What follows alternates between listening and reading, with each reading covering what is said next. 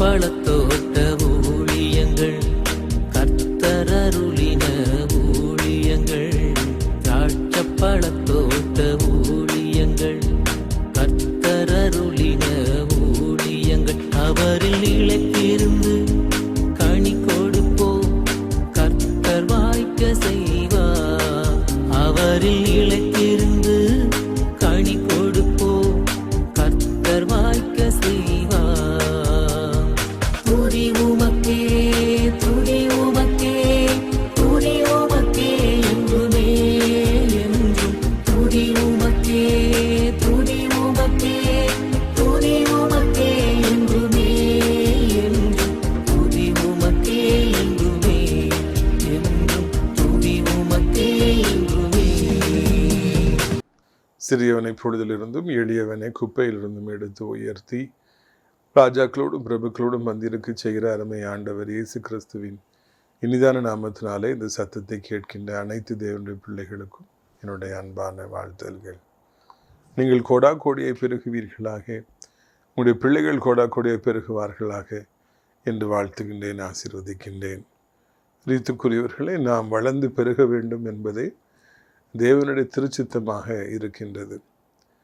நாம் கனி கொடுக்க வேண்டும், நாம் ஒவ்வொரு நாளும் வளர்ச்சி அடைய வேண்டும், அநேகருக்கு ஆசீர்வாதமாக நாம் இருக்க வேண்டும், அநேகருடைய வாழ்க்கையில நாம் ஒளியேற்ற வேண்டும் என்று சொல்லி நம்முடைய ஆண்டவர் அவர் எப்பொழுதுமே விரும்புகிறார். இந்த நோக்கத்தோடு தான் ஆண்டவர் தாயின் கருவிலேயே நம்மை முன்குறித்தார். யாரையெல்லாம் ஆண்டவர் எடுத்து பயன்படுத்த வேண்டும், ஆசீர்வதிக்க வேண்டும் என்று விரும்புகிறாரோ அவர்களை எல்லாம் ஆண்டவர் தாயின் கருவிலேயே கண்டுபிடித்து முத்திரை போட்டு விடுகிறார். இது இந்த பிள்ளையம் ஊழித்து செய்வான் அப்படின்னு சொல்லிட்டு. அது சிம்சோனுடைய வாழ்க்கையில் பார்க்கிற பொழுது தெளிவாக தெரிகிறது, கிதியோனுடைய வாழ்க்கையில் பார்க்கின்ற பொழுது தெளிவாக தெரிகிறது அல்லவா. ஆண்டவர் தனக்கென்று சொல்லி ஒரு சேனையை அவர் எப்பொழுதும் அவர் உருவாக்கி கொண்டே இருக்கின்றார், எப்பொழுதும் அவர் ஏற்படுத்தி கொண்டே இருக்கின்றார். அவருடைய நோக்கம் உங்கள் மூலமாக பலர் ஆசீர்வதிக்கப்பட வேண்டும், உங்கள் மூலமாக பலருடைய வாழ்க்கையில் வெளிச்சம் வர வேண்டும், உங்கள் மூலமாக அநேகர் போஷிக்கப்பட வேண்டும், வேலைவாய்ப்பை பெற வேண்டும், உங்கள் மூலமாக பலர் பல நன்மைகளை பெற வேண்டும் என்று ஆண்டவர் விரும்புகின்றார். நானே பல கஷ்டத்தில் இருக்கின்றது, எனக்கே பல பாடு, நான் எப்படி போய் எல்லாருக்கும் ஹெல்ப் பண்ண போகிறேன் அப்படிலாம் நீங்கள் நினைக்கலாம். ஆனால் ஆண்டவருக்கு உங்களுடைய சூழ்நிலைகளை மாற்றுவதும், உங்கள் தேவைகளை சந்திப்பதும், உங்களை அதிசயங்களை காணப்படுவதும் அற்பமான காரியமாக இருக்கிறது என்பதை உங்களுக்கு நான் நினைவூட்ட விரும்புகின்றேன். பிரியத்துக்குரியவர்களே, இதை நீங்கள் மனதில் வைத்து செயல்படுவீர்கள் என்றால் ஒரு சின்ன வட்டத்திற்குள்ளாக நீங்கள் இருக்க மாட்டீர்கள். ஒரு சின்ன அளவிலே நீங்கள் வாழ்ந்தால் போதும் என்று நீங்கள் நினைக்க மாட்டீங்க. ஆளுடைய சித்தத்துக்காக உங்களை ஒப்பு கொடுக்கிற பொழுது பெரிய காரியங்களை நீங்கள் காண்பீர்கள். சின்னவன் 1000 சிறியவன் பலத்த ஜாதியும் ஆவான். பார்த்தீங்களா, பெரிய ஆட்களை நான் பெரிய பலத்த ஜாதி ஆக்குவேன் ஆண்டவர் சொல்லலை. சின்னவனை சிறியவனை தான் ஆண்டவர் பலத்த ஜாதி ஆக்குறார். ஏன் தெரியுமா? அப்பொழுதுதான் ஆண்டோடைய நாமம் மகிமைப்படும். எனக்கு எல்லாமே தெரியும், நான் பெரிய ஆள் ஆகிட்டேன் அப்படின்னு சொன்னால் அங்கே மகிமைப்படுவதற்கு ஆண்டவருக்கு ஒன்றுமே இல்லை. ஆண்டவர் அதனால தான் குப்பையில் பொழுதில் கிடப்பவர்களெல்லாம் தூக்கி எடுத்து உயர்த்தி அழகு பார்க்கின்றார். ரீத்துக்குரியவர்களை, நாம் எவ்வளவு உயர்ந்தாலும் நாம் ஆண்டவரை மகிமைப்படுத்துவதில் நம்ம தவறவே கூடாது. நம்மளை ஆண்டவர் உயர்த்த நாம் ஆண்டவரை உயர்த்தி கொண்டே இருக்க வேண்டும், நம்மை தாழ்த்தி கொண்டே இருக்க வேண்டும். நமக்குள்ளே பெருமை வந்து விடுவதற்கு நாம் இடம் கொடுக்கவே கூடாது. அப்படியா நீங்கள் செய்வீங்களா? உங்களுக்காக நான் ஜெபித்துக் கொள்கிறேன் என்பதை தெரியப்படுத்த விரும்புகிறேன். ரீத்துக்குரியவர்களே, அது மாத்திரமல்ல, இந்த வாரம் இந்த நாள் நமக்கு வாக்கு தத்தத்தின் நாளை பெற்றுக்கொள்ளுகிற ஒரு புதிய மாதம். இது ஒரு வாக்கு தத்தத்தை பெற்றுக்கொள்ளுகிற ஒரு நாள். புதிய மாதத்துக்குள்ளே நாம் பிரவேசித்திருக்கிறோம். வாக்குத்த செய்தி உங்களுக்கு நான் கொண்டு வருவதற்கு ஆயத்தமாக இருக்கிறேன். பிரித்துக்குரியவர்களே, நம்முடைய நாசரேத் ராஜ்யப்புலத்தோட்ட ஊழியர்கள் ஒவ்வொரு சனிக்கிழமையும் ஒவ்வொரு ஊரிலே கூட்டங்களை நாம் நடத்துகிறோம். இந்த சனிக்கிழமை நாகர்கோவில் மக்களே உங்களை நான் பார்க்கும்படியாக நான் ஓடி வருகிறேன். WCC காலேஜுக்கு மேற்கு பக்கத்தில் அந்த விஜயதா மண்டபம் இருக்குல்ல, அதுக்கும் மேற்கு பக்கத்தில் நீங்கள் வந்தீங்கன்னா ஏறி வந்தீங்கன்னா அதில் YMCA ஹால் இருக்கிறது. அங்கே வைத்து கூட்டங்கள் நடைபெறுகிறது. பிரியத்துக்குரியவர்களே, அந்த கூட்டத்தில் நீங்கள் பங்கு பெற வேண்டும். சென்ற மாதம் ஒரு தாயார் அந்த கூட்டத்தின் இறுதியிலே வருபவர்களுக்கான அந்த சாப்பாட்டு செலவை முழுமையாய் பொறுப்பெடுத்தார்கள். அவர்களுக்கு நம்முடைய ஊழியத்தின் சார்பாக நான் நன்றிகளை தெரிவித்துக் கொள்ள ஆசைப்படுகிறேன். அது மாத்திரமல்ல, அங்கே நமக்கு ஒரு ஸ்பீக்கருக்கான அவசியம் இருக்கிறது. ஒரு ஸ்பீக்கர், புது ஸ்பீக்கர் நம்ம வாங்கியிருக்கிறோம், புதுசாக ஆம்பிளிஃபையர் வாங்கியிருக்கிறோம். ஆனால் இன்னொரு ஸ்பீக்கர் நமக்கு தேவைப்படுகிறது. அது விலை 12,000 ரூபாய். எனவே யாராவது ஏவப்படுவீர்கள் என்றால் அந்த ஸ்பீக்கரை நாகர்கோவில் மக்களை நீங்கள் வாங்கி கொடுக்கலாம். நமது ஊழியத்தின் சார்பாய் கட்டப்பட்டு நடத்தப்பட்டு வருகிற அடைக்கலான் குருவி எனப்பட்ட முதியோர் இல்லம் ஒரு முத்தாய்ப்பாக இருக்கிறது. அநேகர் அங்கு வந்து இன்பமாக வாழ்கிறார்கள். வயதான காலத்திலே உங்கள் பெற்றோர்களை நீங்கள் பராமரிக்க முடியவில்லை என்றால் தாராளமாக நமது அடைக்கலான் குருவி இல்லத்தில் கொண்டு வரலாம். தினந்தோறும் அவர்களுக்காக குருமார்கள் வந்து ஜெபத்தை நடத்துகிறாங்க. ஞாயிற்றுக்கிழமை ஆராதனைக்கு அழைத்து கொண்டு செல்லப்படுறாங்க. அவர்களுக்கு ஆவிக்குரிய ஒரு அட்மாஸ்பியரை நாம் உருவாக்கி இருக்கிறோம். கடைசி காலங்களை கழிப்பவர்கள் அங்கே அப்படியாக ஒரு ஆவிக்குரிய ஒரு சூழ்நிலையை நீங்கள் காணலாம் என்பதை மகிழ்ச்சியோடு கூட தெரிவிக்க நாம் ஆசைப்படுகிறோம். பிரியத்துக்குரியவர்களே, நீங்கள் அந்த அடைக்கலான் குருவி இல்லத்துக்காக ஜெபியுங்கள். தெரிந்தவர்கள் இருப்பார்கள் என்றால் இதை அறிமுகப்படுத்துங்கள். நீங்கள் ஊழியத்துக்காக உண்மையிலே அர்ப்பணித்திருப்பீர்கள் என்றால் தாராளமாக அங்கே வந்து தங்கியிருந்து நீங்கள் ஊழியம் செய்யலாம் என்பதையும் கூட நான் ஞாபகப்படுத்த விரும்புகிறேன். குடும்பத்தின் சார்பாக யாருக்காவது பிறந்த நாள் வரும்பொழுது அங்கே இருப்பவர்களுக்கு நீங்கள் நல்ல உணவை வழங்கலாம், விருந்து வழங்கலாம். உங்கள் சார்பாக யாராவது ஒருவரை நீங்கள் பணம் கொடுத்து தாங்கலாம் அங்கே தங்கியிருக்கும்படியாக. பல காரியங்கள் உண்டு. காம்பவுண்ட் வால் அமைக்க வேண்டும், ஃபேவர் பிளாக் ரோடு போடணும். அதுக்காகலாம் நீங்கள் ஜெபித்து கொள்ளும்படியாக அன்போடு கூட நான் கேட்டுக்கொள்கிறேன். பிரித்துக்குரியவர்களே, இந்த மாத்திரை வாக்குத்த வசனத்தை நான் வாசிக்க விரும்புகிறேன். லூக்கா 8வது அதிகாரம் 8வது வசனம். சில விதை நல்ல நிலத்தில் விழுந்தது, அது முளைத்து 100 பலன் கொடுத்தது என்றார். பார்த்தீங்களா? இன்னொரு இடத்துல பார்க்குறோம் 10, 30, 60, 100 என்று சொல்லி வாசிக்கிறோம். ஒரே ஒரு விதை 100 பலன் கொடுத்தது என்று இந்த இடத்துல ஒரு வாக்கு தத்துவத்தை ஆண்டவர் தன்னுடைய பிள்ளைகளாகி நமக்கு அவர் தருகிறார். இந்த பைபிளில் நிறைய இடங்களில் வாக்கு தத்துவங்கள் இருக்கிறது அல்லவா? அதெல்லாம் யாருக்காக எழுதப்பட்டிருக்கிறது என்றால் எனக்காக உங்களுக்காக தான் எழுதப்பட்டிருக்கிறது. அப்பாவுடைய சொத்துக்கள் யாருக்கு போகிறது? பிள்ளைகளுக்கு தான் போகுது. நிறைய பேர் அப்பா சொத்து கிடையாது, நண்பனுடைய சொத்தாக இருக்கும், பக்கத்து வீட்டுக்காரங்க சொத்தாக இருக்கும். எப்படியாவது அபகரிச்சிடலாமான்னு பார்ப்பாங்க. அவங்க வாழ்க்கையை அப்படி அபகரிக்கிறது தான் போகுது.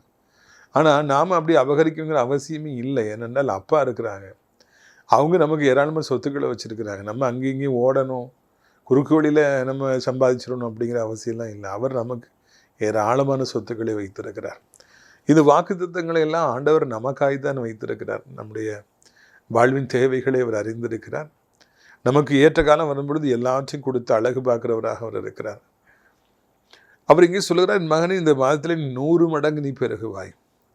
ஈசாக்கு 100 மடங்கு பெருகினார் என்பது உடனடியாக நமக்கு ஞாபகத்துக்கு வருகிறது. ஒரு 1,00,000 ரூபா போட்டுட்டு அந்த பணத்தையே எடுக்க முடியாமல் நிறைய பேர் திணறாங்க.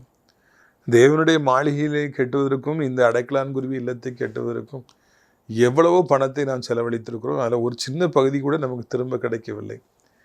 போட்ட பணம் எல்லாம் இன்னும் அப்படியே இருக்கிறது. இஎம்ஐ கட்டி கொண்டே நாம் இருக்கிறோம். ஆனாலும் கூட அது ஊழியத்திற்காக அது செலவழிக்கப்படுகிறது, கர்த்தர் ராஜ்யத்தை கெட்டுவதற்காக செலவழிக்கப்படுகிறது என்பதில் நம்ம அதில் கவலைப்படுறதில்ல. நம்ம போன மாதம், அதாவது நேற்று வந்து நம்ம அடைக்கலான் குருவி இல்லத்திற்கான அந்த கரண்ட் பில் வந்துச்சு. 30,670 ரூபா எவ்வளோ. அது கெட்ட போனால் அது டெபாசிட் இங்கே 10,000 கட்டணும்னு சொல்லிட்டு 42,000 ரூபா வாங்கியிருக்கிறாங்க. இதில் வந்து 42,000 கட்டுறதுக்கு எங்கே போகும்? நாங்கள் வருமானமே கொஞ்சம் தான். கரண்ட் பில்லே 42,000 ரூபா நம்ம கட்ட வேண்டிய சூழ்நிலை ஏற்பட்டுருச்சு. ஏதோ டெபாசிட் நீங்கள் கட்டணும் 6 மாதத்துக்கு ஒருக்க ஏதோ சொல்லி அவங்க வாங்குகிறாங்க. அப்போ நமக்கு தலை சுற்றுது. அதை அந்த 42,000 பெற்றுக்கொள்வதற்கு பட்ட பாடு ஆண்டவருக்கு மாத்திரம்தான் தெரியும். இருப்பினும் அதெல்லாம் ஊழியத்துக்காக கொடுக்கப்படுகிறதுங்கிறதுனால நம்ம கலங்கிறது இல்லை. நம்ம போட்ட பணம் எல்லாம் அது உள்ளே கிடக்குது. இப்பவும் நம்ம கையிலேருந்து தான் கட்டிக்கிட்டு இருக்கிறோம். நான் இந்த அனுபவத்தை எதுக்காக ஏசப்பா எனக்கு தாராங்கன்னா, இதே மாதிரி எத்தனை பேர் பிஸ்னஸ் ஆரம்பிக்கிறாங்க. இன்றைக்கி பல கோடிகளை கொண்டு போடுறாங்க, பல லட்சங்களை போடுறாங்க. வீட்டில் மனைவியோட நகைகளை விற்று கொண்டு வந்து போடுறாங்க. நிறைய பேர் தங்களுடைய சொத்துக்களை விற்று கொண்டு வந்து அவங்க வந்து ஒரு பிஸ்னஸ் ஸ்டார்ட் பண்ணுறாங்க. அன்றைக்கி யார்கிட்ட சொன்னாங்க, எவ்வளோ பெரிய பணக்காரங்க சொத்துக்கள்லாம் விற்று சினிமாக்கள் எடுக்கிறதுக்காக அதில் கொண்டு பணத்தை கொண்டு போடுறாங்க. அப்போது அந்த பணத்தையாவது எடுக்கிற அளவுக்காவது ஒரு சின்ன அளவில் ஒரு லாபம் இருந்தால் கூட, போட்ட பணத்தை எடுக்கிறதுக்காக லாபம் இருந்தால் கூட நிம்மதியாக இருந்துடலாம். ஆனால் இன்றைக்கி போடுற பணமெல்லாம் சிக்கிக்கொள்ளுகிறது. எனக்கு ஒரு சகோதரர் தெரியும். ஒரு கணவன் மனைவியும் ஜெபிக்க வந்தாங்க. அப்போது ஞாயிற்றுக்கிழமை இதே மாதிரி இப்போ ஒரு 2வது ஞாயிற்றுக்கிழமை ஆட்களை சந்திக்கிற மாதிரி. அப்போ நான் எனக்கு எப்போது எந்த ஞாயிற்றுக்கிழமை ஞாபகம் இல்லை. ஒரு கணவன் மனைவியும் ஜெபிக்க வந்திருக்கிறாங்க சண்டே. நிறைய பேர் வந்துகிட்டே இருப்பாங்க. அவங்களுக்கு யாருன்னு எனக்கு தெரியாது. அப்போ நான் ஜெபித்து விட்டு சொன்னேன், சகோதரா உங்களுடைய பணங்கள் எல்லாம் பூமிக்குள்ளே புதைந்து கிடப்பதை நான் காண்கின்றேன். புதைஞ்சு கிடக்குது கேஷ்லாம். அப்படி 500 நோட்டு, அந்த 1000 அப்புறம் 1000 நோட்லாம் உண்டு. அதெல்லாம் பூமிக்குள்ளே புதைஞ்சு கிடக்கிற மாதிரி எனக்கு தெரியுது அப்படின்னு. அவர் ஒரு மாதிரி ஆயிட்டார். என்ன பிரதர் அப்படி சொல்லி கேட்டேன். பிரதர் நான் ரியல் எஸ்டேட் பிஸ்னஸ் பண்ணுறேன். நான் நிறைய இடங்களை வாங்கி அதில் நான் இன்வெஸ்ட் பண்ணி போட்டிருக்கிறேன். ஆனால் அதெல்லாம் விற்க மாட்டேங்குது. அதனால் இப்போ என்ன பண்ணணும்னு தெரியல. என் பணம் எல்லாம் பூமியில் புதைஞ்சு கிடக்கு. நீங்கள் சொன்னது எவ்வளோ உண்மை அப்படின்னு சொல்லி அவர் சொன்னார். நீங்கள் நிறைய பிஸ்னஸ் மேன் பணத்தை போட்டுறாங்க, ஆனால் அது எடுக்க முடியல. ஒரு சிலருக்கு போட்ட பணத்தோட கூட 1% 2% கிடைக்கும். நான் சொன்னபடி கரண்ட் பில் கட்டணும், வேலை பார்க்குறவங்களுக்கு சம்பளம் கொடுக்கணும், சாப்பிடணும். வாழ்க்கையினப்பட்ட படகை ஓட்டுவதற்கு துடுப்பு தேவை, பணம் தேவை. இல்லைன்னா ஒன்றுமே முடியாது. இன்றைக்கி நிறைய பேர் போட்ட பணத்தை எடுக்க முடியாமல் அப்படியே அழிஞ்சு போயிட்டாங்க. நிறைய பேர் பிஸ்னஸை ஸ்டார்ட் பண்ணி ஒன்றும் இல்லாமல் போயிட்டாங்க. நிறைய பேர் வீடு கட்ட ட்ரை பண்ணி ஒன்றுமே இல்லாமல் போயிட்டாங்க, அழிஞ்சு போயிட்டாங்க. இந்த மாதிரியான ஒரு நேரத்தில் தான் ஆண்டவர் இன்றைக்கு இந்த மாதத்தில் நம்மோடு கூட ஆண்டவர் பேசுகிறாரு. என் மகனே, நீயும் கூட ஒரு பிஸ்னஸில் நிறைய பணத்தை போட்டிருக்கல்லப்பா. நீ கூட இந்த வீடு கட்டுறதுக்கு எவ்வளோ பணத்தை போட்டிருக்கல, ஊழியத்தை கட்டுறதுக்கு இவ்வளோ பணத்தை நீ போட்டிருக்கல. கலங்காத, திகையாத. நீ 100 மடங்கு பலன் கொடுப்பாய், 100 மடங்கு நீ ஆசீர்வாதங்களை பெறுவாய் என்று ஆண்டவர் இந்த வசனத்தின் மூலமாக இந்த மே மாதத்தில் நமக்கு ஆண்டவர் வாக்கு கொடுக்குறார். ஆண்டவர் வாக்கு கொடுக்குறாருன்னா ஏதோ கொடுப்பார் போலுக்கு அப்படின்னு சொல்லிட்டு நல்லா இருக்குன்னு சொல்லி கேட்டு போகிறதுக்கு அல்ல, அதை பெற்றுக்கொள்வதற்காக நாம் அழைக்கப்படுகிறோம். பிரியமானவர்களே, நம்முடைய ஆண்டவர் நினைப்பார் என்றால் இந்த மாதத்தில் நீங்கள் ஒரு 10 லட்ச ரூபா போட்டிருக்கீங்கன்னா அதை 100 மடங்கு பெற்றுக்கொள்வதற்காக ஆண்டவர் உங்களுக்கு கிருபை பாராட்டுவார். அப்போ எவ்வளோ சந்தோஷமாக இருக்கும் தெரியுமா? லாபமே இல்லை, ஒரே நஷ்டம், கையிலேருந்தே போட்டுட்ருக்குறோங்கிற மாதிரி ஒரு நிலைமை வரும்போது திடீர்னு சொல்லிட்டு பல லட்சங்கள் பல கோடிகள் கிடச்சிச்சின்னா அது எவ்வளோ சந்தோஷத்தை ஏற்படுத்தும். நான் ஊழியத்தில் ஆரம்பத்தில் வாலிபனாக இருந்த பொழுது பிரசங்கம் கூட சரியாக பண்ண தெரியாது. ஆனால் திருக்கரசங்களை துல்லியமாக கொடுக்கறதுக்கு ஆண்டவர் எனக்கு கிருபை கொடுத்துருந்தார். அதனால தான் நிறைய பேர் என்னை தேடி வந்தாங்க. நான் காலேஜில் படிக்கும்போது, அயலாவில் படிக்கும்போதே ரூமில் 100 கணக்கில் வந்து தேடி நிற்பாங்க. யாரெல்லாமோ வருவாங்க. என்ன அப்படின்னு சொல்லி கேட்டால் அது ப்ராஃபிட்டிக்கல் கிஃப்ட்டு. திருக்கரசனை வர அதுக்கு முக்கியமான ஒரு காரணமாக இருந்து யாருடைய வாழ்க்கையில் என்ன இருந்தாலும் அதை துல்லியமாக சொல்வதற்கு ஆண்டவர் உதவி செய்து வந்தார். இப்போது ஒரு சமயம் ஒரு ஊரில் போய் ஃபாஸ்டிங் ப்ரேயர் நல்லா ஞாபகம் இருக்குது. நான் சொல்கிறது ரொம்ப வருஷத்துக்கு முன்னால். அவன் முடிச்சுட்டு போனோடனே சாப்பாடு கொடுப்பாங்க இல்லையா? சாப்பாடு கொடுக்குறதுக்கு பதிலாக ஒரு ஹோட்டலுக்கு கூப்பிட்டு போனாங்க. இவர் நம்ம விசுவாசி தான், நல்ல ஹோட்டல், நல்ல நான்வெஜ், நல்லா கவனிச்சாங்க, நல்ல சூப்பராக கவனிச்சாங்க. அந்த ஓனர் நல்ல தாழ்மையானவர், ஊழியக்காரர்களை கனம் பண்ணுகிறவர், மரியாதை செய்கின்றவர். எனக்கு ரொம்ப பிடிச்சி போச்சு. அப்போ ஐயா ஜெபம் பண்ணுங்க அப்படின்னு சொல்லி சொன்னாங்க. என்ன காரியத்துக்காக ஜெபிக்கணும்னு கேட்டேன். ரொம்ப கடனாக இருக்கியா? அள்ளி அள்ளி கொடுக்கின்றார், நல்லா ஒரு கடனாக இருக்குது. இன்றைக்கி நிறைய பேர் அள்ளி அள்ளி கொடுக்குறாங்க, கடனாக இருக்குது. நிறைய பேர் கிள்ளி கிள்ளி கொடுக்குறாங்க, அவங்கள்ட்ட கோடிக்கணக்கில் இருக்குது. இது என்ன அப்படின்னு சொல்லி நிறைய கொஸ்டின் மார்க்லாம் வருது. அவர் சொன்னார், பிரதர் நான் ஊழியத்துக்காக கொடுக்குறேன், ஆனால் கடன் பட்டுருக்கிறேன். இப்போ நான் சொன்னேன், ஒன்றும் கவலைப்படாதீங்க, ஏசப்பா உங்களை ஆசீர்வதிப்பாங்கன்னு சொல்லிட்டு ஜெபம் பண்ணேன். 100 மடங்கு ஆண்டவர்களை ஆசீர்வதிப்பேன்னு சொல்கிறார் பிரதர். அவர் ஒரு மாதிரி பார்த்தார், எனக்கு கடனே இருக்குது, கடனே தாங்க முடியல, கட்ட முடியல, 100 மடங்கு எப்படி ஆசீர்வாதம் வரப்போகுது? ஒன்று தெரியுமா, ஒரு 6 மாதத்துக்கு பிறகு அந்த ஊரில் சபையிலேருந்து வந்த ஒருவரை சந்தித்தார். பிரதர் உங்களை தான் அவர் தேடிக்கிட்டு இருக்கிறார், என்னென்று கேட்டேன். ஒரு மகன் கப்பலில் வேலை கிடைத்து சிங்கப்பூருக்கு போய்விட்டான். இன்னொரு பக்கம் அவருக்கு தகப்பனார் சைட்லேருந்து நிலங்கள் திடீரென்று வந்து அதை விற்று கோடிக்கணக்கில் பணம் கிடைத்திருக்கு, ரொம்ப செழிப்பாக இருக்கிறார். நீங்கள் சொன்ன வார்த்தை அப்படியே நிறைவேறி இருக்கிறது என்று சொல்லி சொன்னார். அன்றைக்கு கடனை கூட அவரால் அடைக்க முடியல, சம்பளம் கூட போட முடியல. அவர் ஒரு நெருக்கடியான நிலைமையில் அவர் இருந்தார். அவருக்கு சந்தோஷமே இல்லை. பணம் இல்லைன்னா எப்படிங்க சந்தோஷமாக இருக்க முடியும்? பணம் கொடுக்கல, ஒருத்தர் வாங்கி கொடுக்கல, மானங்கட்ட கேள்வி கேட்பாங்க. ஒரு மனுஷனை சிறுமைப்படுத்தினா சிறந்த வழி அவரை கடன்காரர் ஆக்குறது, அவ்வளோதான். ஏறி மிதிப்பாங்க. நான் ரீசெண்டாக ஒரு பிரதரை நான் சந்தித்தேன். நான் கனம் பண்ணுற ஒரு தேவனுடைய பிள்ளை. நம்ம ஊழியத்துக்குலாம் எவ்வளோ சப்போர்ட் பண்ணியிருக்கிறாங்க. நாங்கள் டீமாக போகும்போது எல்லாருக்கும் சாப்பாடு போட்டிருக்காங்க. முகம் சொல்லிக்கவே மாட்டாங்க. இப்போ அவங்க கடன் ஆகிட்டாங்க. இப்போ அவங்க சொல்கிறாங்க, இனி மானங்கட்ட கேள்வி கேட்குறாங்க. சின்ன பையன்லாம் இனி மானங்கட்ட கேள்வி கேட்குறான், பொட்ட பிள்ளைலாம் இனி மானங்கட்ட கேள்வி கேட்குது. பிரதர் இந்த வாழ்க்கையை வாழணுமான்னு நான் நினைக்கிறேன் அப்படின்னு சொல்லி சொன்னாங்க. பணம் இல்லைன்னா மானங்கட்ட கேள்வி இந்த உலகம் கேட்குது. கடனை வாங்கி கொடுக்கலன்னா திருப்பி கொடுக்கல, மானங்கட்ட கேள்வியை கேட்குது.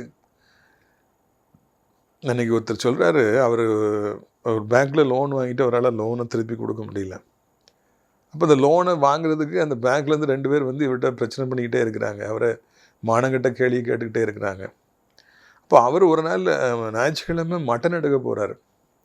மட்டன் எடுக்க போகும்போது அந்த பேங்க்கில் வேலை பார்க்குறவர் வராரு. வந்த உடனே இவர் மட்டன் 1 கிலோ 1/2 கிலோ வாங்குறாரு. அப்போ அந்த பேங்க்கில் வேலை பார்க்க சொல்கிறார், உனக்கு கடனே கேட்ட வாக்கில்ல, உனக்கு எதுக்கு இந்த மட்டன்லாம்?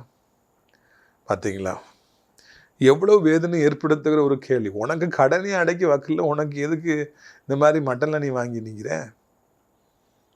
இதே மாதிரி கடனை வாங்கி பொல்லாத வார்த்தைகளை வாங்கி மனம் நொந்து மனம் வெம்பி போயிருக்கிறவங்க எத்தனை பேர் இந்த பூமியில் இருக்கிறாங்க. என்னைக்கு கடன் வாங்கிட்டோமோ அன்றைக்கி நிம்மதியாகவே வாழ முடியாது. என்னைக்கு நம்ம போட்ட பணம் அப்படியே போய் சிக்கிக்கிடுதோ அன்னைக்கு அவ்வளவுதான். நிறைய பேர் மீன் பிடிக்கிற பிஸ்னஸ் பண்ணுறாங்க. மனைவி நகைகளை வச்சு இப்போ மீன் பிடிக்கிற காலத்தில் அவங்கெல்லாம் அந்த போட்டெல்லாம் போய் பெயிண்ட் அடித்து அந்த ஆசாரியர் வேலைகள்லாம் செஞ்சு கார்பென்ட்ரி ஒர்க்லாம் பண்ணி பல கஷ்டப்பட்டு தான் அவங்க போட்டை கொண்டு வருவாங்க. 5 லட்சம் 10 லட்சம்லாம் குறைஞ்சபட்சம் இருந்தால் தான் அந்த போட்டெல்லாம் ரிப்பேர் பண்ண முடியும். இப்போ மீன்பிடி தடைக்காலம் நமக்கு அதான் தெரியுது, மீன் ரேட்டு கூடிருச்சு. நீங்கள் கொஞ்சம் கடற்கரைக்கு போய் பாருங்கள், எவ்வளவோ மீனவர்கள் மீன் பிடிக்கிறவங்க போட்டை கடன் வாங்கி அவங்க சரி பண்ணி அந்த ஆட்டோவெல்லாம் வந்து எப்சி காமிக்கிறதுக்கு பெயிண்ட் அடிச்சுலாம் கொண்டு போகிறாங்களா, அதே மாதிரி க்ளீன் பண்ணி கொண்டு வருவாங்க. ஆனால் அங்கே அவ்வளோ பணத்தை கொண்டு அவங்க இப்போ போவாங்க. இத்தனை லிட்டர் டீசல், இவ்வளோ டீசல் போட்டால் தான் அவங்க கடலுக்கு ஒருக்கா போக முடியும். 10 பேர் வராங்கன்னா அவங்களுக்கு 10,000 20,000 சம்பளம் கொடுத்தா தான் அவங்க கூட வர முடியும். ஆக ஒரு 50,000த்துக்கு குறைஞ்சபட்சம் மீன் கிடைச்சாதான், பாடு கிடைச்சாதான் அவங்களுக்கு அந்த பிஸ்னஸில் போட்ட பணத்துக்காவது ஒரு இதாக இருக்கும். ஒரு கூட ஒரு 50,000 கிடைக்குன்னா அவங்களுக்கு ஓரளவு பரவாயில்லாமல் இருக்கும். ஆனால் அநேகருக்கு மீன் கிடைக்கிறதே கிடையாது. வெறுங்கையாக திரும்பி வருவாங்க, வலை வேஸ்ட்டாக கிழிஞ்சு போயிடும். அப்போ அவங்கெல்லாம் சொல்கிற அந்த கதையெல்லாம் கேட்டால் நமக்கு ரொம்ப வேதனையாக இருக்கும். நிறைய பேர் பணத்தை போடுறாங்க, நகையை கொண்டு போடுறாங்க, பிள்ளைகளுடைய சொத்துக்கள்லாம் எடுத்து போடுறாங்க, இது வந்துடும் நம்புகிறாங்க. ஆனால் வர மாட்டேங்குது. இன்றைக்கு இதுதான் அநேக பிஸ்னஸ் பண்ணுறவங்களுடைய நிலைமை. வியாபாரிகளுக்காக பல கூட்டங்கள் நடக்கலாம், நீங்களும் கூட அதில் போய் பங்கேற்றுருக்கலாம். ஆனால் உங்களுக்கு நான் ஒன்று சொல்ல விரும்புகிறேன். இந்த நாளில் கர்த்தர் உங்கள்கிட்ட பேசுகிறாரு, என் மகனே உன் பணம் சிக்கி கிடக்கிறது, உன் நகைகள் சிக்கி கிடக்கிறது, உன் சொத்துக்கள் சிக்கி கிடக்கிறது, என்ன நீ கண்ணீரோடு இருக்கிறாய், உன்னை நான் இந்த மாதத்தில் 100 மடங்கு நான் ஆசீர்வதிக்க பண்ணுவேன். உங்கள் பலத்தினால ஒன்றுமே முடியாதுங்க, அதை முதல்ல தெரிஞ்சுங்க. என் பலத்தினால நான் ஒன்றுமே சாதிக்க முடியாது. கர்த்தர் தான் நமக்கு இறங்கணும், கர்த்தர் தான் நமக்கு பரிகாரி, கர்த்தர் தான் நம்மை ஆசீர்வதிக்கிறவன், கர்த்தர் தான் நம்முடைய வாழ்க்கையில் நம்மை தாழ்வில் நம்மை நினைக்கிறவர், நம்மை தூக்கி விடுகிறவர். கர்த்தர் தான் அப்பாலே போ சாத்தான் என்று கடன்காரர்களை அப்புறப்படுத்தி அந்த ஜனங்கள் முன்னாலே உங்களை தலைநிமிர்ந்து வாழ செய்கிறவன். இந்த நாளிலும் கூட ஏதோ ஒரு விதத்தில் நீங்கள் பாதிக்கப்பட்டிருக்கலாம். போட்ட பணம் வேஸ்ட்டாக போயிடுச்சு, பிள்ளை படிக்க வைக்கிறதுக்கு நாங்கள் ஊரில் 1 கோடி ரூபா கட்டணும், மெடிக்கல் சீட் வாங்கணும், அவன் படிக்க மாட்டேன் வீட்டுக்கு வந்துட்டானே, நான் என்ன பண்ணுவேன்? அந்த பணம் திருப்பி கொடுப்பாங்களாங்க? சொல்லுங்கள், தரவே மாட்டாங்க. இன்ஜினியரிங் காலேஜில் போய் கட்டி பணத்தெல்லாம் போட்டு 3 லட்சம் 5 லட்சம் கட்டி பையன் படிக்க மாட்டேன்னு வந்துடுவான். எத்தனையோ பேர் 50 லட்சம் 1 கோடின்னு சொல்லி கஷ்டத்தில் கடன் வாங்கி பிள்ளைய படிக்க வச்சு அவங்க திரும்பி வந்துடுறாங்க. திருமணத்தை செஞ்சு வைக்கிறாங்க பல கோடி ரூபா போட்டு. 100 பவுன் நகை, 50 பவுன் நகை, 200 பவுன் நகை, 300 பவுன் நகை அவன் எடுத்துகிட்டு போயிடுறான், பிள்ளை கொடுத்துட்டு போயிடுறான். என்ன செய்ய முடியும் அவனை? அப்போது அவங்கெல்லாம் சொல்கிறாங்க, இவ்வளோ பணத்தை போட்டோமே அவன் எதிர்காலத்தை நல்லா இருக்குங்க தானே நாங்கள் செஞ்சோம், அந்த காலேஜில் படித்த பிள்ளை நல்லா இருப்பான்னு சொல்லி தானே நாங்கள் காலேஜில் கொண்டு சேர்த்தோம். ஆனால் அவன் முதலுக்கு மோசத்தை ஏற்படுத்திட்டானே, எல்லா பணமும் போச்சே, நாங்கள் என்ன செய்வோம் என்று இன்றைக்கு அநேகர் தவிக்கிறாங்க. இந்த இந்த ஜனங்களுடைய கூக்குரல், அவர்கள் விடுற பெருமூச்சு பரலோகத்தை வந்து எட்டினபடினால்தான் இந்த மாதத்தில் ஆண்டவர் நமக்கு இப்படிப்பட்ட வாக்குத்தத்தை கொடுக்குறார். இந்த மே மாதம் பிஸ்னஸ்க்கெலாம் ரொம்ப கஷ்டமான ஒரு காலம் தெரியுமாங்க. வெயிலில் யார் வெளியே வர போகிறா? ஒருத்தரும் வர மாட்டாங்க. காய்கறி விலைகள்லாம் நல்லா இருக்குது, வாங்கினா வாங்கலாம், ஆனால் எல்லாம் விற்க மாட்டேங்குது. காரணம் என்ன? அந்த காய்கறி கடைக்காரங்களை பற்றி ஒரு ஆர்டிக்கிள் போட்டிருந்தாங்க. மக்கள் வெளியே வர மாட்டேங்கிறாங்க, எப்படி பிஸ்னஸ் நடக்கும்? ஒருவேளை சரபத்து கடை வச்சுருக்கிறவங்களுக்கு, இந்த மாதிரி கூல்ட்ரிங்க்ஸ் வச்சுருக்கிறவங்களுக்கு, இப்போ வேலையும் வச்சுருக்கவங்களுக்கு பரவாயில்ல. மிச்ச பிஸ்னஸில் அடி வாங்குது, விரித்துக்குரிய விலை. இப்படிப்பட்ட பொல்லாத காலத்திலையும் கூட, கோடை வெயில் சுட்டரிக்கிற இந்த நாட்களிலும் கூட பயங்கர காம்படிஷனாக ஆகி போச்சு. கடைகள் வந்துக்கிட்டே இருக்குது, காளான போல முளைச்சிக்கிட்டே இருக்குது. நம்ம நிற்கணும் ஒரே வழி, ஆண்டுடைய கிருபை நமக்கு கிடைக்கணும். நம்முடைய பலத்துக்கு அப்பாற்பட்டு தெய்வத்துடைய சக்தி இருக்கிறது, ஆண்டவருடைய சக்தி இருக்கிறது, ஏசப்போடைய கிருபை இருக்கிறது. அதுதான் நம்மை வாழ வைக்க முடியும். இயேசு நினைப்பார் என்றால் உங்களை கனி கொடுக்கிற ஒரு திராட்சை செடியாய் மாற்ற முடியும். யோசேப்பு கனி தரும் திராட்சை செடி. அவர் கனி தந்ததுனால அவர் அப்பாவை காப்பாற்றப்பட்டார். கூட பிறந்த 11 அண்ணன்மார்கள் காப்பாற்றப்பட்டாங்க. 10 அண்ணன்மார் ஒரு தம்பி. அவங்க மனைவி பிள்ளைகள் காப்பாற்றப்பட்டாங்க. கோசேன் நகரத்தில் போய் குடியேற வச்சார். எகிப்திய ஜனங்களெல்லாம் காப்பாற்றப்பட்டார். அவர் கனி தருகிற திராட்சை செடியாக இருந்ததுனால. உலகம் முழுவதும் இருந்து வந்த மக்களெல்லாம் நல்லா சாப்பிட்டாங்க. யோசேப்பு கனிதரும் திராட்சை செடியாக இருந்தபடியினாலே. பிரியத்துக்குரியவர்களே, நீங்களும் கனிதரும் திராட்சை செடியாக என்னை மாற்றுங்கப்பா. நான் இந்த பூமிக்கு பாரமாக இருக்கக்கூடாது. நான் எப்பவும் தோற்றுக்கிட்டே இருக்கக்கூடாது. நான் உடைய பிள்ளை. எனக்கு ஒரு வெக்கம் வந்துச்சுன்னா அது உமக்கு தான் அந்த வெக்கம். என்ன ஒருத்தன் கடன் திருப்பி கொடுக்க முடியலன்னு திட்டுறான்னா அது என்ன திட்டலை, உண்மை தான் திட்டுறான்ப்பா.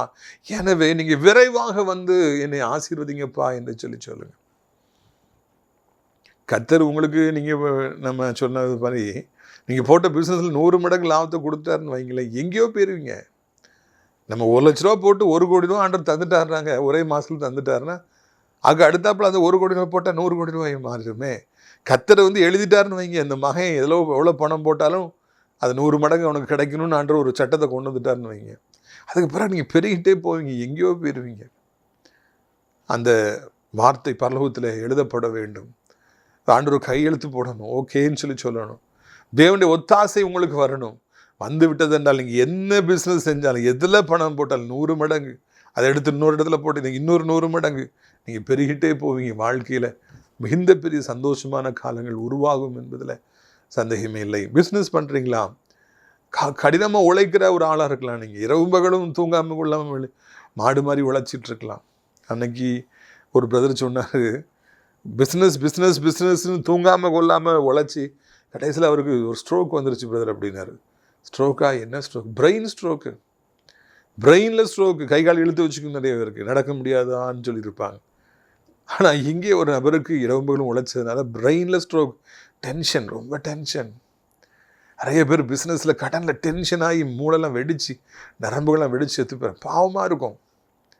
பணக்காரங்களாம் இன்றைக்கி இப்போ பிழியப்படுறாங்க. பிரியத்துக்குரியவர்களே, பேங்க்காரங்க நெருக்கிறாங்க. பிரெயினில் ஸ்ட்ரோக் வந்துருச்சு இந்த டென்ஷனை தாங்க முடியாமல்.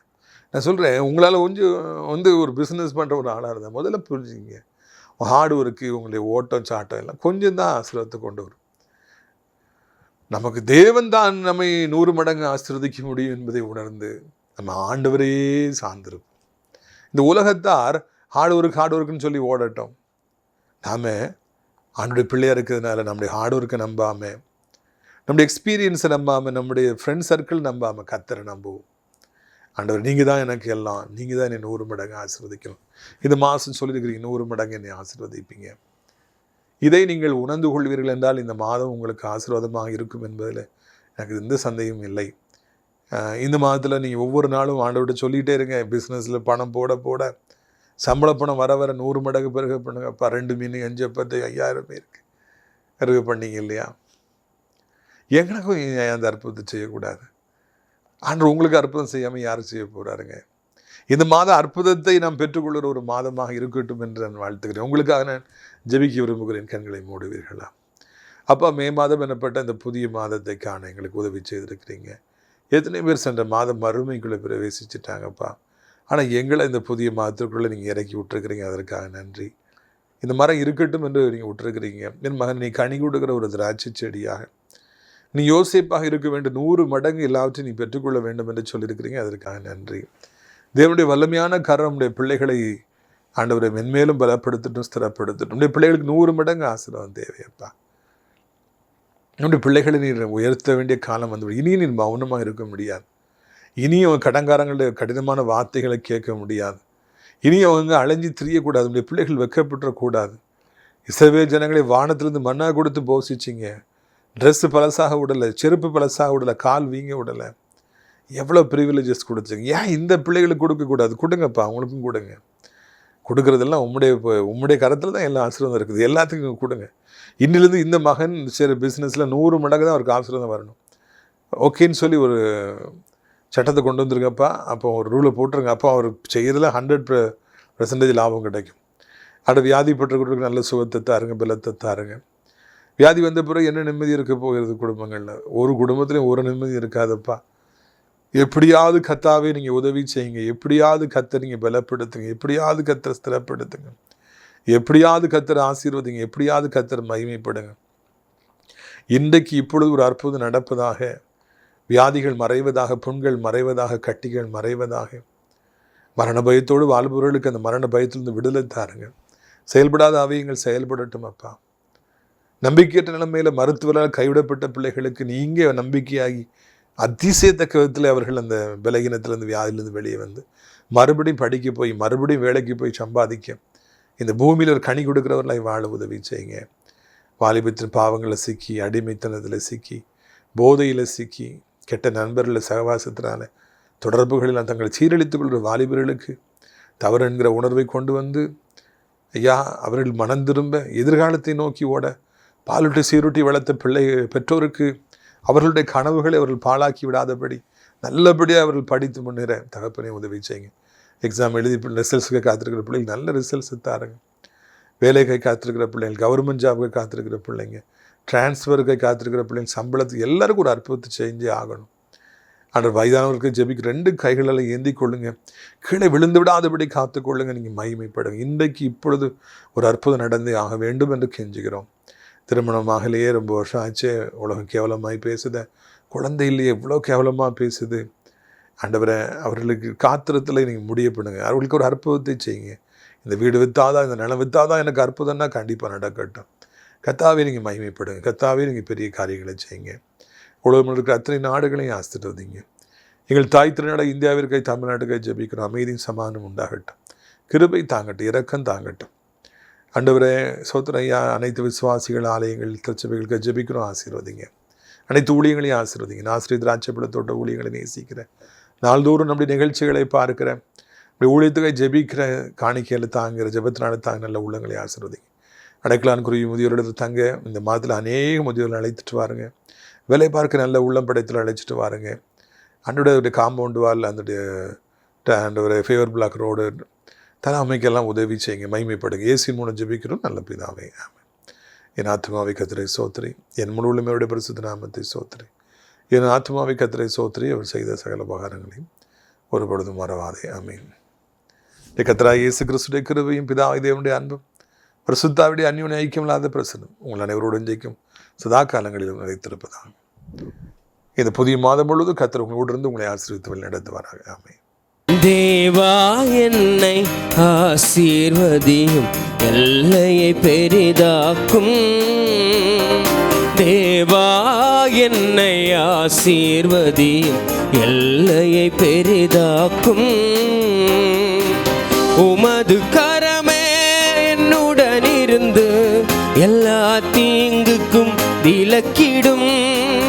உமது கரமே என்னுடன் இருந்து எல்லா தீங்குக்கும் விலக்கிடும். தேவனே இயேசுவே, தேவனே இயேசுதேவா, தேவா என்னை ஆசீர்வதியும், எல்லையை பெரிதாக்கும். தேவா என்னை ஆசீர்வதியும், எல்லையை பெரிதாக்கும். தாகம் தீர்க்கும் தண்ணீரையும் வறட்சி நீக்கும் அருகளும். தாகம் தீர்க்கும் தண்ணீரையும் வறட்சி நீக்கும் ஆறுகளும். தேவஜனத்தில் நாவியையும் இன்று பலமாய் ஊற்றிடும். தேவஜனத்தின் நாவியையும் இன்று பலமாய் ஊற்றிடும். தேவ சபையில் எழுந்தருளி மகிமை பொழிந்திடுவி. மகிழ்ச்சி பொங்க பாடிடும் மக்கள் மனதில் நிறைந்திடுவி. தேவ சபையில் எழுந்தருளி மகிமை பொழிந்திடுவி. மகிழ்ச்சி பொங்க பாடிடும் மக்கள் மனதில் நிறைந்திடுவி. தேவா என்னை ஆசீர்வதியும், எல்லையை பெரிதாக்கும். தேவா என்னை ஆசீர்வதியும், எல்லையை பெரிதாக்கும்.